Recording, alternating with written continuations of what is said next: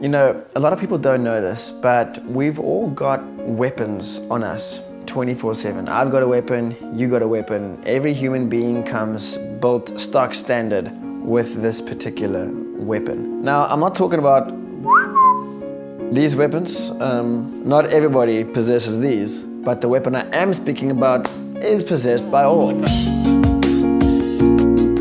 The special thing about this weapon is that it has the power to destroy, and it also has the power to create. The weapon is your words, my words, what we say. It is our tongue. It's actually crazy. So many people don't realize that how we speak to one another literally has the power to change who they are. We can either speak down on them, we can just tell them how horrible they are, how much of a loser they are, or you can use your words to build them up. A little story from my childhood. When I was growing up, my mom and my dad, they kind of knew the power of the tongue, and they used it on me and my brothers in an amazing way. I don't ever remember my mom or my dad using their words to break me down. I never remember them saying to me, "You ain't my son.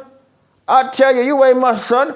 I got to whip your ass." How stupid I am. You ain't never gonna be nothing. You wanna say me? You ain't never gonna. How I'm useless. One worthless sack of shit. On the contrary, I only remember my parents encouraging me and saying to me, I can do it. They believe in me. They love me. They think I'm beautiful. Like daily, my mom would come up to us and just hug us and be like, "You're the most beautiful boys in the whole planet." It was amazing. She literally talks like that. "You're the most beautiful boys in the whole planet." What that did is it literally started to change who we are, and we started to believe that. Obviously, it's not all peaches and cream, and going into high school, there were people there who used their words for death. We all know how much that really hurts when somebody comes up to you and tells you like, "You're a loser, you'll never be able to play this sport, get out of here." Like, that hurt. But I will say that those words were very quickly drowned out in the awesomeness that my family and those in authority spoke over me. You know, the way I almost see it is it's like our words are like train tracks in front of somebody's life. And as you speak, you're almost like building these train tracks. That track is either going to lead to life or it's going to lead to death. They're either going to become something amazing that we speak over them, or they're going to become that very thing that we used against them. And in particular, for people of a position of authority, parents, spouses, school teachers, bosses, an older brother, an older sister, anybody that is an authority over somebody else, your words carry extra dynamite or extra freaking life-giving power. This isn't my grand idea, this comes from the Bible. It says that the tongue is like a spark, which eventually becomes a massive fire with the power to burn down a whole forest. So I thought, it's the beginning of a new year. I want to make a video and encourage people to decide to use your words for life. This whole year, why don't you make a promise that you're not going to speak any death over anybody? Obviously, you're going to make some mistakes, but for the most part, you'll be amazed. Literally, you'll be amazed how your world's going to change.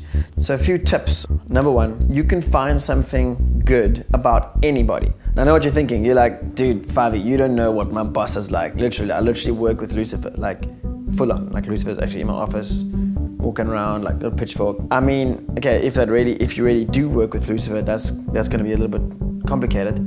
But let's just put him aside for a second. Let's imagine that you work with a human being. Every single human being has got some good inside of them. That we're all made in the image of God anyway. Trust me, there is some good inside of your boss or inside of your spouse or your younger sister or whoever it is. Your challenge is to find it and then call it out. Point two, only say what you truly believe and think. If you're saying something that's dishonest and you're trying to speak nicely about them, that's called flattery, so cut the flattery. Number three, be generous with your words. Don't only say like one encouraging thing a year and then feel like, "Woohoo, I'm speaking life." Like, that's not gonna work. The more generous you are with your words, the more generous people are gonna be back to you. Number four, speaking life doesn't mean not speaking truth. If somebody did something really lame, you can go to them and say, "You did something really lame. Like, you ate my milk and cookies. I wanted those milk and cookies, you ate them." But don't dig into their character and make them feel like a flippin' little cookie.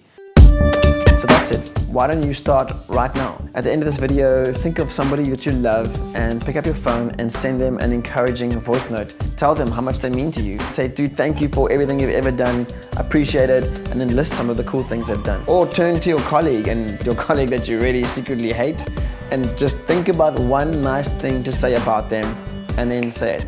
They might think you're a bit weird at first, and then just tell them to watch this video, and then I'll get more likes and hits and stuff, and then I'll feel better about myself. I'm gonna be quiet now. I'm gonna go close my weapon. Shoop.